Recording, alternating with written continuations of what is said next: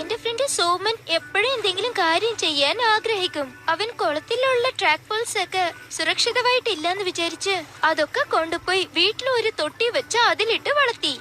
എന്തൊരു നല്ല കാര്യവാ. പിന്നീട് അത് വളർന്നതിന് ശേഷം അതൊക്കെ കൊണ്ടുപോയി വീണ്ടും കുളത്തിൽ തന്നെ വിടും. ഇപ്പൊ നിങ്ങൾ സ്വതന്ത്രമായിട്ടിരിക്കാം കൂട്ടുകാരെ, സൂക്ഷിക്കണം. അതിന് ഒന്നും സംഭവിക്കില്ല സോമ, നീ അവരെ നന്നായിട്ട് തന്നെ വളർത്തിയത്. സോമനെ കണ്ടില്ലേ, ഇങ്ങനെ നല്ല കാര്യങ്ങളൊക്കെ ചെയ്തതിന് ശേഷം സോമൻ എന്തിനാ വിഷമിച്ചോണ്ടിരിക്കുന്നെ? കാരണം അവന്റെ മൂത്ത സഹോദരന്മാർ എപ്പോഴും സമ്മാനങ്ങൾ, ട്രോഫീസ്, അവാർഡ്സ് ഇതൊക്കെ വിജയിച്ചോണ്ടിരുന്നു. എല്ലാരും ഇവിടെ നോക്കൂ, ഇപ്രാവശ്യം സ്പീച്ച് കോമ്പറ്റീഷനിൽ ഞാനാണ് ജയിച്ചത്. അതിശയമായിട്ടുണ്ട്. ഹൈ ജമ്പിൽ ഇപ്രാവശ്യം ഞാനാണ് ഫസ്റ്റ് പ്ലേസ്.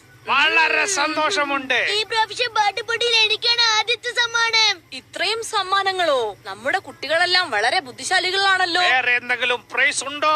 എന്നെ ക്ഷമിക്കണം, എന്റെ അടുത്ത് ഒരു പ്രൈസും ഇല്ല. സാരമില്ല സോമ. അവൻ എപ്പോഴെങ്കിലും സമ്മാനം വാങ്ങിയിട്ടുണ്ടോ പുതിയതായിട്ട് എന്ന് പറയാൻ? നിങ്ങളെ പറ്റി ആലോചിക്കുമ്പോ എനിക്ക് അഭിമാനമുണ്ട് കുട്ടികളെ. എന്റെ അമ്മേ, ഇതൊക്കെ ഞങ്ങൾക്കൊരു വിഷയമേ അല്ല. അവരും സമ്മാനം വാങ്ങിച്ചാൽ വലിയ ആൾക്കാരാണോ? എന്റെ ചേട്ടന്മാരൊക്കെ എന്റെ വയസ്സ് വരുന്ന മുമ്പ് ഇത്ര സമ്മാനങ്ങളൊക്കെ വാങ്ങിയിട്ടുണ്ട്. അതെയോ? ട്രോഫി റൂമിൽ എത്ര സമ്മാനങ്ങൾ ഉണ്ടെന്ന് നോക്കുന്നുണ്ടോ? റൂമോ? അതെ, ട്രോഫി റൂമാണ്. ഓ സോമ, വാതിലടക്കൂ, എന്നെ കൊണ്ട് ഒന്നും കാണാൻ പറ്റുന്നില്ല.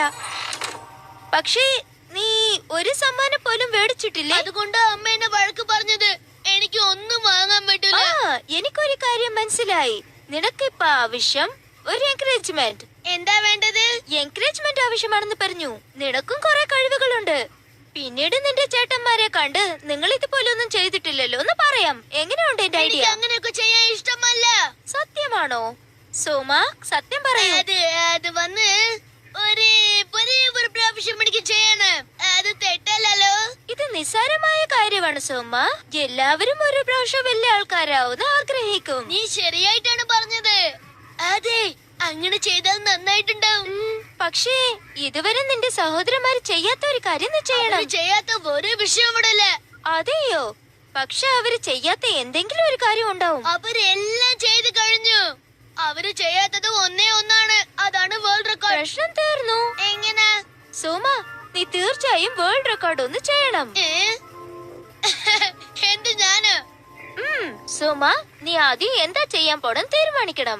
ഞാൻ എന്ത് ചെയ്യാൻ? എനിക്ക് സ്പോർട്സേ വരില്ല. എനിക്കും ആ കാര്യം അറിയാം. കളിക്കും, പക്ഷേ അത് സ്കൂളിലാണ്. മറ്റവർക്ക് ഇഷ്ടപ്പെടില്ല. നിനക്കെപ്പോഴാണോ അറിയണേ? ഞാൻ വിചാരിച്ച നീ എനിക്ക് സഹായിക്കുന്നുണ്ടെന്ന്. പക്ഷേ എനിക്ക് കള്ളം പറയണത് ഇഷ്ടമല്ല സോമ. നിന്നെ കൊണ്ട് എന്ത് കഴിയുമോ അത് ചെയ്താലേ വേൾഡ് റെക്കോർഡ് ചെയ്യാൻ പറ്റൂ. അത് എന്താന്ന് ഞാൻ കണ്ടുപിടിച്ചു. എന്താ? ഊഞ്ഞലോ? സോമ, നീ പ്ലേ ഗ്രൗണ്ടിൽ സന്തോഷമായിട്ട് കളിക്കുന്ന കാര്യം ഇത് ഒന്നേ ഉള്ളൂ. ഇത് വെച്ച് നീ വേൾഡ് റെക്കോർഡ് ചെയ്യാമല്ലോ. ശ്രമിച്ചു നോക്ക്. എനിക്ക് ഊഞ്ഞൽ കളിക്കാൻ ഇഷ്ടമാണ്, പക്ഷേ വേൾഡ് റെക്കോർഡ് എന്നാൽ എനിക്കിത് നേരത്തെ തന്നെ അറിയാം. അത് കാരണമാണ് ഈ ഊഞ്ഞാലിനെ എന്റെ മിഷനിൽ ജോയിൻ ചെയ്തിട്ടുള്ളത്. നീ റെഡിയാണോ? റെഡി. കളിക്കാൻ തുടങ്ങ്.